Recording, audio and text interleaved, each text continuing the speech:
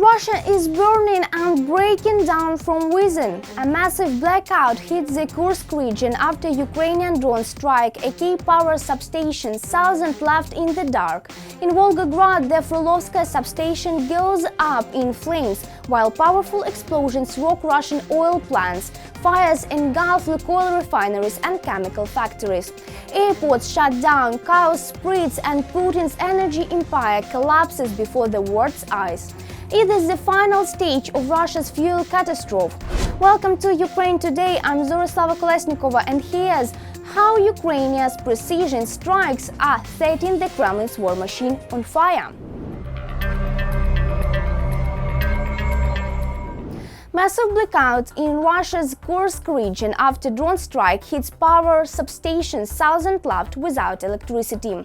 A powerful drone strike on a key power substation in the Russian Kursk region caused a massive blackout, leaving tens of thousands of people without electricity. The attack, reportedly carried out by 4 Ukrainian drones, hit the city of Rilsk, triggering explosions and a fire that plunged the area into darkness.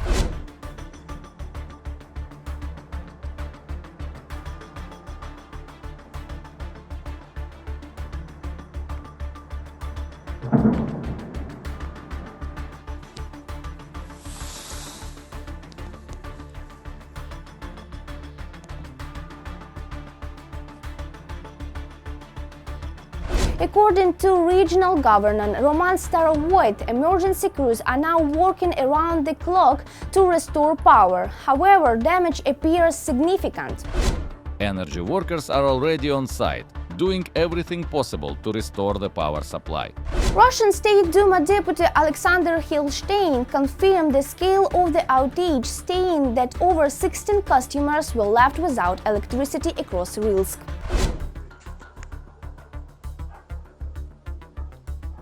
Да. Ставить завод хуярят. Красоте. Там красненькое.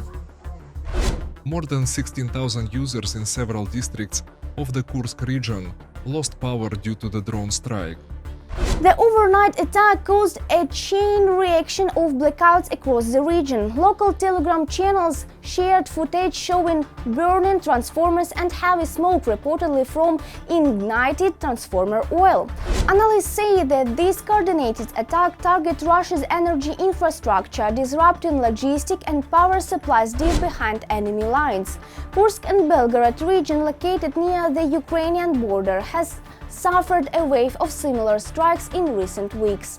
For Moscow, the blackout in Kursk is yet another blow to its already strained grid, a clear reminder that Ukrainian's long-range drone campaign is hitting deeper, harder, and with growing precision.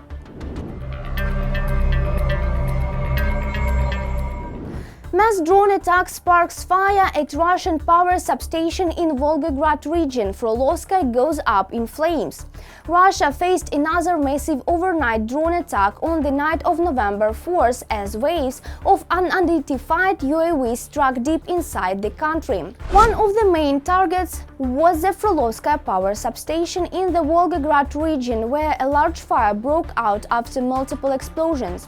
The attack began late on November 3rd around 9 p.m., according to Russian Telegram channels and officials.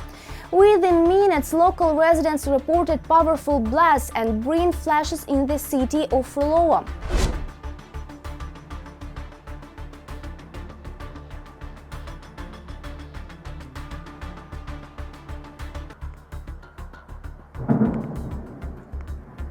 Russian official Alexander Hilstein confirmed the scale of the incident.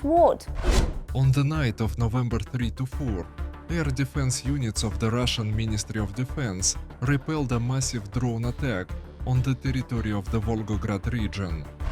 Regional Governor Andrei Bocharov said that the Frolovskaya substation had caught fire, allegedly due to falling drone debris. Emergency crews rushed to the scene as the flames spread across the facility.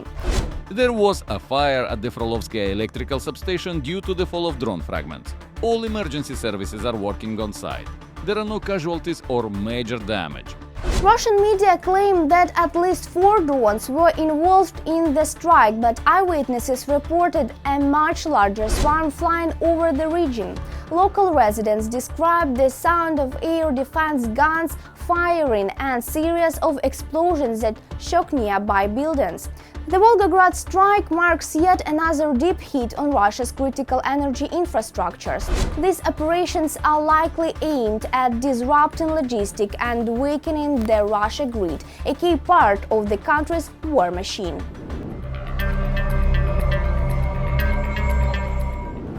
Massive explosions rock Russian oil plants, fires at Lukoil refinery and chemical factory, airports shut down. Russia woke up to a night of chaos and fire. In the early hours of November 4th, powerful explosions thundered through the city of Kstovo, Nizhny Novgorod region, home of one of Russia's largest oil refineries, Lukoil Nizhny Nefteorg Synthos. Local residents reported a series of blasts and a massive fire spreading across the refinery complex, located over 800 kilometers from the Ukrainian border. According to the Federal Air Transport Agency, the work of airports is blocked. Temporary restrictions on the entry and exit of aircraft have been introduced. These restrictions are necessary to ensure flight safety. But the chaos didn't stop there. Just hours later, new explosions were reported at a petrochemical plant in the city of Sterlitamak, Bashkortostan.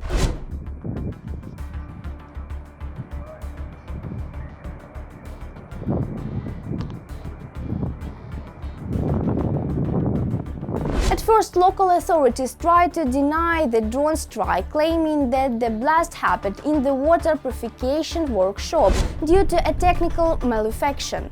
Officials say that part of the building collapsed and that 5 workers were inside at the time of the explosion.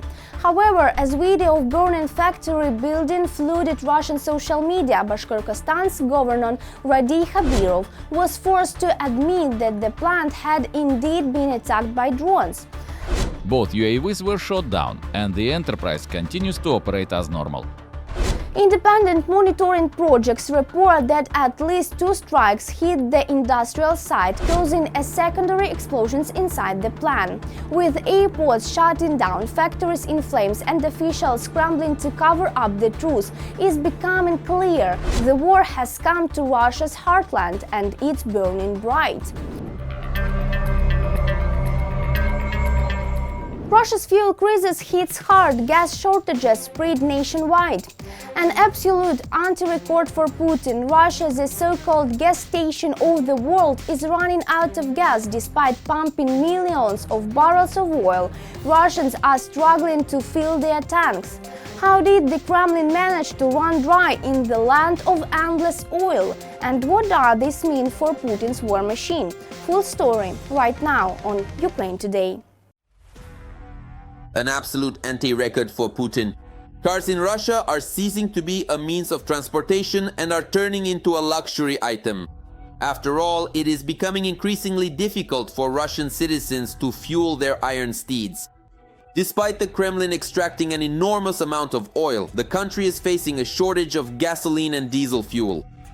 As ridiculous as it sounds, in a country that used to be a gas station with pipeline appendages to China, economy, pipelines, and now it can't even provide its own population and businesses with that very oil and petroleum products. The main culprit behind the catastrophic fuel shortage beyond the curb has been the Ukrainian armed forces and their precision strikes on the occupiers' oil refining infrastructure. By the end of September, oil refineries across Russia had at least 38% of their primary oil processing capacity standing idle. That's 338,000 tons per day. For the former gas station country, this is a colossal market collapse. Recently, the fuel shortage has become acutely felt even at the front lines. At regular Russian gas stations, you can hardly find 95-octane fuel in most regions, even if you search high and low. In particular, some individual gas stations have started temporarily limiting the amount of fuel sold to each customer. That is, in some places they started allowing sales of up to 20 liters, in others up to 30 liters. And at other gas stations in certain regions of Russia, they even temporarily suspended the sale of certain types of fuel altogether. So in some places there was no 92-octane gasoline available, in others there was no 95-octane, and so on. At the same time, at small, independent private gas stations that are not part of the so-called vertically integrated oil companies, there was a sharp increase in fuel prices. This only made the situation in the country worse. Along with the shortage at gas stations came and sky-high prices. Over this summer, the price of gasoline and diesel in Russia has increased by a solid 15 to 20%, and starting from autumn, the prices displayed on gas station signs across the border have been changing almost daily, each time adding another ruble or two to the cost of fuel. But even such growth is not enough to cover the costs of Russian oil refineries, which are now constantly under drone attacks in the south. The scale of the shortage is such that this is a desperate attempt hitting the pockets of oil workers who are already struggling. Oil companies whose profits are collapsing, many have become unprofitable, are trying at least somehow to supply the domestic market. Things are even worse for Russian oil traders on foreign markets than they are domestically. If previously the state compensated for the price difference through exports, today Russian oil is not being bought in Europe, not even for pennies, which means that cheap gasoline within Russia itself is no longer something to expect. There are major problems with fuel, and the crisis will only get worse. Accordingly, oil companies can't make money on foreign markets because of sanctions, a strong ruble, and falling oil prices. Right now, Russian oil is trading at $55 to $57 per barrel there, taking into account all the discounts and markdowns in RMUT. And that's it. It turns out that now oil companies are left empty-handed. They are asking the government for help, lower taxes, reduced met rates, export duties, and excise taxes. But the authorities are unable to do this. Their budget is collapsing. They have a hole in the budget. There is nothing in the Russian economy to patch this hole with. As a result, the Kremlin couldn't come up with anything better than to announce the start of fuel imports into the country and at the same time to halt all exports of gasoline and diesel from Russia. So what they're planning is to import gasoline. So Putin has won. He used to say that Russia would not be a gas station, not a gas station country. I think this is a victory. We really need to mark the occasion. Now Russia will be buying gasoline. How can you not recall Churchill, who said that when the Soviet Union starts buying wheat, that's when it will come to an end? So roughly speaking, when Putin's Russia starts buying gasoline, after a while, it too will come to an end, just like the Soviet Union once did. The Ukrainian authorities have also actively taken up the task of helping Russia come to an end. Alongside drone attacks on oil refineries, Kyiv is also hitting Putin's economy hard on the diplomatic front. If Ukraine synchronizes its strategy to reduce Russia's resource base together with its allies, with Europe, with America, with Japan, and so on, then sanctions will be imposed very quickly. And even South Korea and Singapore will simply be afraid to supply gasoline to Russia so as not to fall under sanctions. In such a hopeless situation, the Kremlin is grasping at its last straw. Disregarding all environmental standards, the government has practically legalized counterfeit fuel in the hope that at least it will saturate the Russian gasoline market. However, analysts insist that this decision will actually drive the final nail into the coffin of oil refining in Russia. And not only that, the authorities have decided to fight the gasoline shortage with methods that cause suffocation and damage car engines. Deputy Prime Minister Novak has proposed bringing back for 6 months a special gasoline additive that was banned back in 2016. They want to use it to increase gasoline production, but there's a catch. This additive has a negative impact on the environment, damages cars, and increases the amount of nitrogen oxides in exhaust fumes, which settle in the air at a height of 60 centimeters above the ground. It is dangerous for people to inhale these vapors. Symptoms of poisoning include slowed reactions, suffocation, and a bluish tint to the hands and ears. And such a surrogate with toxic additives will instantly turn the engine into a pile of scrap metal. After just 6 months of using such fuel, a car will become unusable, just like all of Russia's public transport. Then, without proper gasoline and diesel, the entire multi-million population of the country will be forced to switch modes of transport to good old horse-drawn carts.